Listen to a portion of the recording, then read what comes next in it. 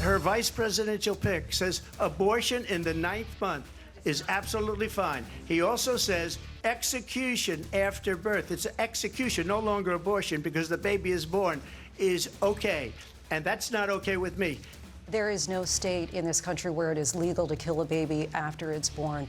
I think the American people believe that certain freedoms, in particular the freedom to make decisions about one's own body, should not be made by the government. Abortion access front and center at Tuesday night's debate, both on and off the stage. Republicans still trying to figure out how to message on the issue. Democrats, of course, are leaning in. And that includes in the battleground state of Michigan, where in 2022, voters approved a measure to establish the right to an abortion in the state constitution. Despite that being law, Democratic Senate candidate Elissa Slotkin is campaigning on the issue. Her opponent, Republican Mike Rogers, says this. Spelled A-N. The facts. Mike Rogers said, "I support all restrictions on abortion," just like his anti-abortion backers. No exceptions for rape or incest. They even supported a nationwide abortion ban and laws that could eliminate IVF and birth control. I'm Mike Rogers. I know that a decision about a pregnancy is one of the most difficult and personal decisions a woman will make. Michigan voters have already decided the issue, and I respect that decision. In the Senate, I won't do anything to change it. Of course, what you saw there first was an ad attacking Rogers before seeing his current message. Joining me now to discuss, Michigan Democratic Congresswoman Debbie Dingell. Congresswoman, wonderful to see you. Thank you so much for being here.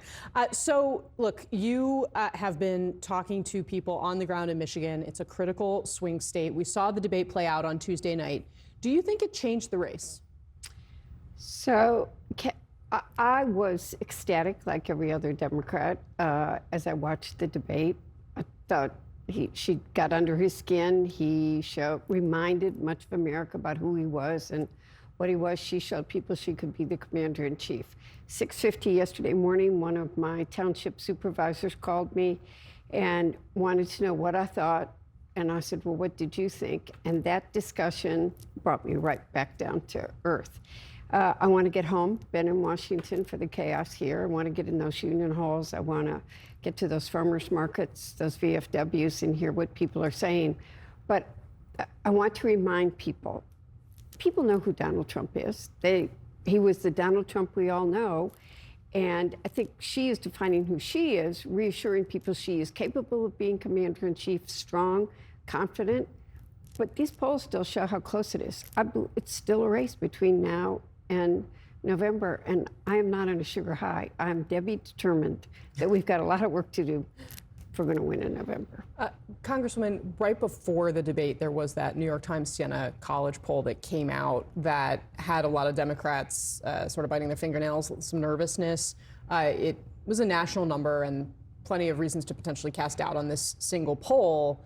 But it did seem to show a little bit of a different story than kind of what the summer had brought for Kamala Harris. Do you think that that sense of the race that poll generated, the way people reacted to it, is the accurate one? Or do you think that she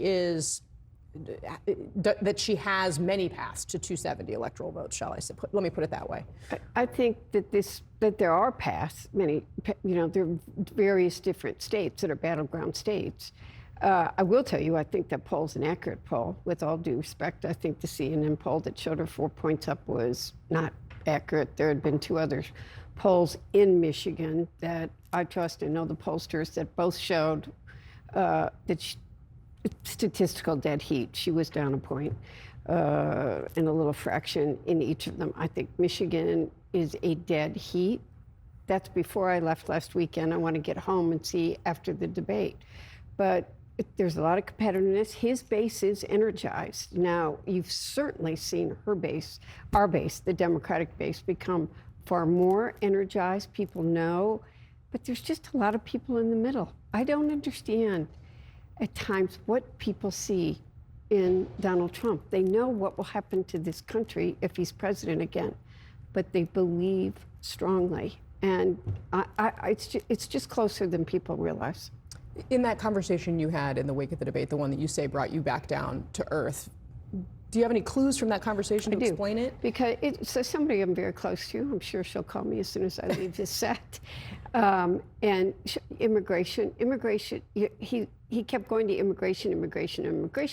And I sincerely hope that the American people know that people or Haitians are not eating dogs and cats. And I hate, that's what we're reduced to. And I think the family was very powerful.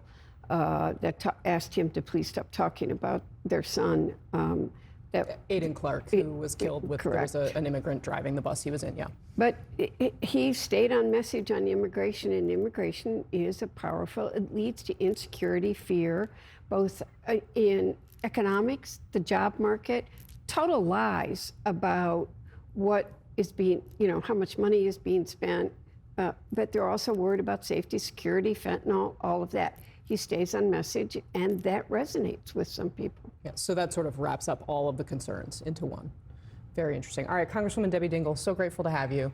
Come back after you've been home for a couple days. Let us know. We'll 4 check back days. in. I'll be everywhere. All right, Congresswoman Debbie Dingell.